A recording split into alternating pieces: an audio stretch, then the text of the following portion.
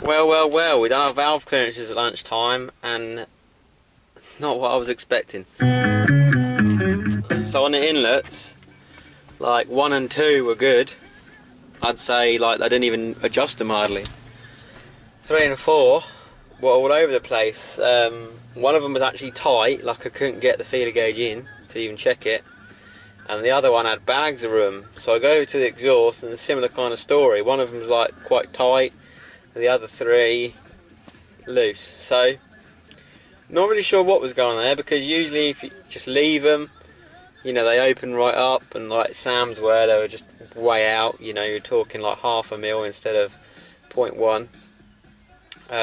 And usually if, you know, you get some numbnuts do the valves, they over tighten them and basically there's not enough lash. So, but yeah, anyway, I was a bit like, okay, maybe someone's been in here, maybe they ain't, but well, at least we know it's good now.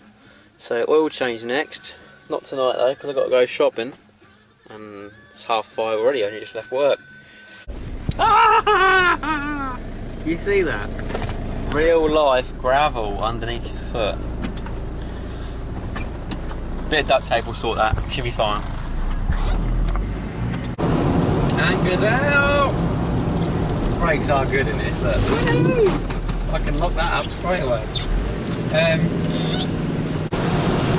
I think it'd be cool just to have a bit of a slam wagon. Especially as Black Thunder's just so high up. I've always just been driving Black Thunder and thinking like, oh yeah, it's a 44 and it's lifted, but it's not that bad. Until you actually get in a normal car or something normal height, and then you jump in that thing, and you go around a roundabout and it's like, Jesus, you know, we're like going on a bus, you know, the whole thing just goes over and tilt. So yeah, it has kind of opened my eyes that Black Thunder's not the best daily driver, but still love her. Plans for Black Thunder then. Bit of a start up in summer, like I said about, and I'm going to have a play with the injectors and diesel pump again, because I'm still not happy. It's fine, it pulls nice to get that, but EGT's a little on the high side, and I know I've not got any cold start advance, but the first 2 minutes or so of driving are just absolutely doughy on the throttle. Once you get some heat in the cylinders, she's golden. But before that, it's real like, it's not lumpy or anything, it's not like struggling, it's just quite smoky, and you can tell the timing's just too retarded. It's just not got any real, what's the word? Not got no sugar about it, it's just really like flat, basically. So yeah, I'm not sure whether that's to do with something in the diesel pump or me timing it up. Like I say, I had it timed up perfect enough, so I feel fucking with it again and again and again, timing it up by ear. So I'm not sure where it's at. There's also the chance I could have got a bad injector. Might be dribbling a little bit, I don't know. Like I say, I had them overhauled probably 1.5 years ago now, but that's not to say I'm not buggered one up, especially if things have got hot. Not like cooking it hot, but you've got high cylinder temperatures and all that, and your flame shields aren't quite up to scratch. You can actually get the injector nozzles hot, and that'll have the effect of like undoing the hardening that's on. So they're obviously hardened and ground or whatever, and if you get them too hot, that'll obviously anneal them, so, and that'll damage the nozzle. So yeah. Anyway, when you pull them out, you'll see if they've been hot, because they'll get like a kind of browny yellowy stain on them where they've been warm. And in extreme cases, that'll be like a bluey purple right on the front corner.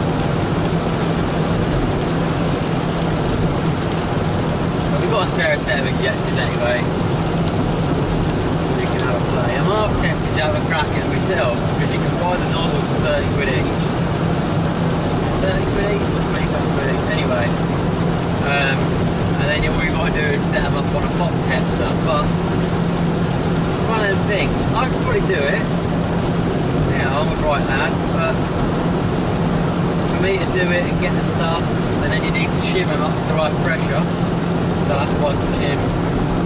You get to the point where I can just pay someone to do it, but then if it wants to go again, obviously I've got the stuff to do it, rather than paying someone over and over.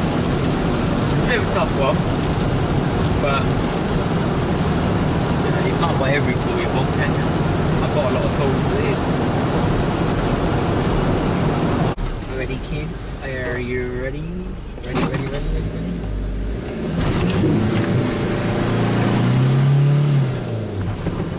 Yep. She does brake stands, fine. I think it's a little skinny tyres that does it. But yeah. So we'll see when she's warmed up. If she's any better, any worse, you know.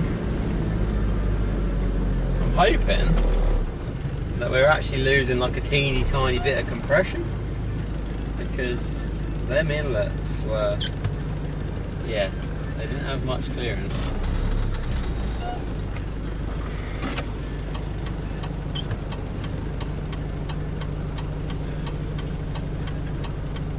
It weren't really like, it's a two-wheel drive, so it's got less power anyway, so I'm not going to say it was underpowered beforehand, you know, it was just what it, how it is, you know.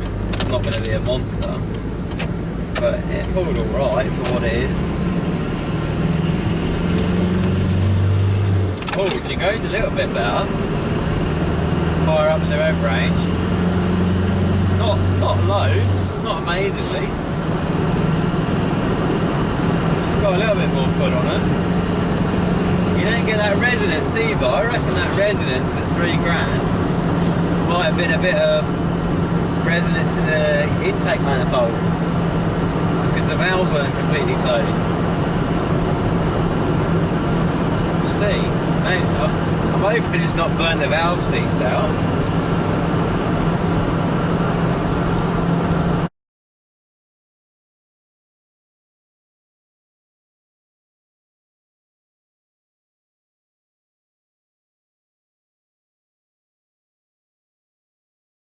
You have Dodge Charger or the Toronto?